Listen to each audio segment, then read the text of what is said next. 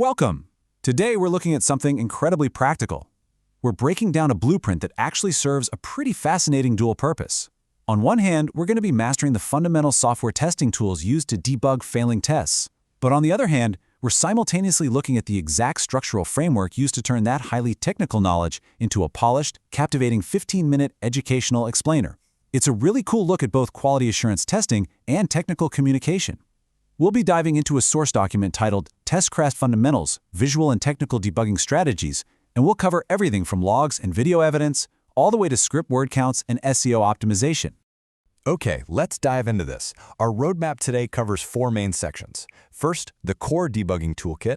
Second, capturing visual evidence. Third, structuring technical content. And fourth, the production and promotion pipeline. Section 1. The core debugging toolkit, finding the root cause. We all know the feeling, right? You run your automated test suite, you walk away to grab a quick coffee, you come back, and instead of that beautiful sea of green check marks, you're met with a glaring red failure notification. A test fails, but why? It's literally the ultimate puzzle of software development. The source document places this exact question right at the very top of its key learning points. That blinking cursor on a failed test execution means it's time to uncover the evidence. So let's look at the ultimate technical solution set. So your first line of defense? It's always going to be the logs. The source clearly breaks down 3 distinct, essential categories you need to consult to eliminate the guesswork entirely. First up, you have your application logs. These tell you what the software itself was actually trying to do. Second, you have the server logs, giving you that back-end perspective on data requests and responses. And third, the browser logs, which reveal exactly what was happening on the client side, right there in the user interface.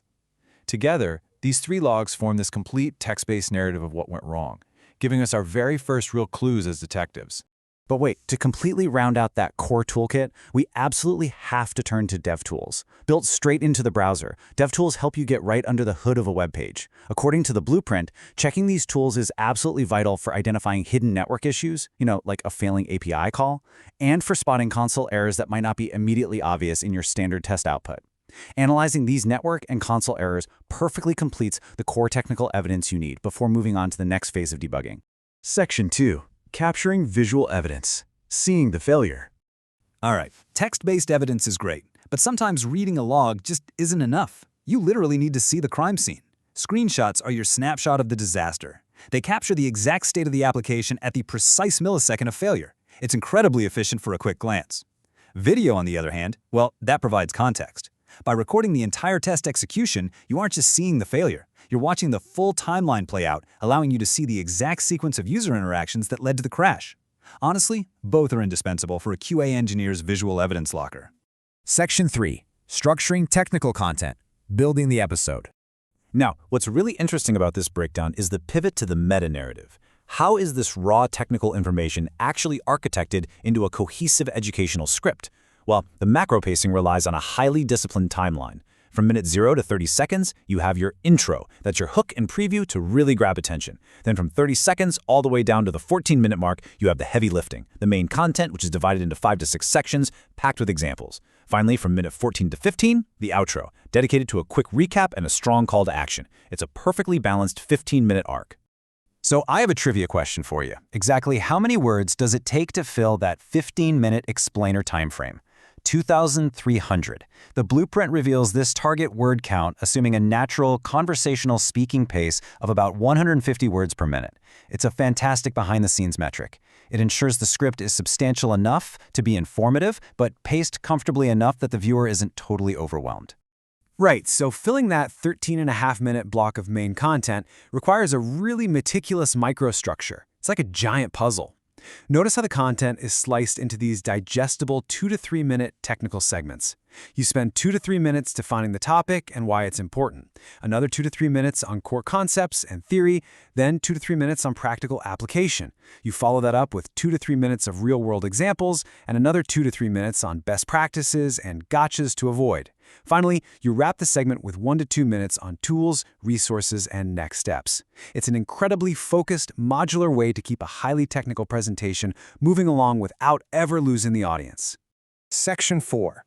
Production and Promotion Pipeline. Executing the Vision. Let's move to and see how this builds. We've got the technical knowledge and the script structure. But how does it actually become a finished, distributed product? The blueprint outlines a rigorous, 6-step post-production pipeline. Step 1. You write that conversational script and create your supporting graphics and B-roll. Step 2. You record the talking head footage. Step 3. You layer in those animations and text overlays to keep it visually popping.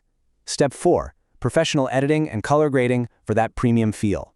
Step 5. A totally vital step, adding captions for accessibility.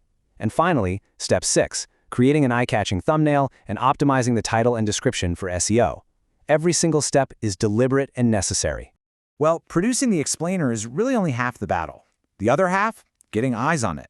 The source details a really specific promotion strategy where the final educational asset is atomized and distributed. You don't just post a link and cross your fingers. No way. You extract 3 to 5 punchy sound bites for social media. You create a visually driven LinkedIn carousel. You film a dedicated short vertical clip for an Instagram reel. And you write out a tweet thread highlighting the key technical takeaways. You're adapting the core debugging message natively for every single platform. To really ground all of this in reality, the blueprint details the exact human resources and time commitments required to bring a 15-minute technical explainer to life. You need a graphic designer for the infographics and a video editor for production. Time-wise, you're looking at a pretty grueling investment of 2 to 3 hours just for expanding the full script, another 1 to 2 hours for recording and filming, and finally 2 to 3 hours for editing. I mean, I'm exhausted just thinking about it. But that significant commitment proves that high-quality structured learning doesn't happen by accident. It takes dedicated time and specialized skills. And that brings us to the end of our breakdown, leaving us with a final provocative thought. We've just seen the 8 hours of labor it takes to build this framework, from decoding complex logs and dev tools to architecting a 2,300-word script and finally executing a multi-platform promotion strategy. 8 full hours for 15 minutes of absolute clarity. So I pose this question to you. If you had up to 8 hours to construct the perfect explainer, which complex technical concept would you decode first? Think about how you would structure that knowledge. Thank you so much for joining me on this explainer. I really hope this inspires you to not only learn more deeply, but to share what you know with incredible structure. Keep learning, and I'll see you next time.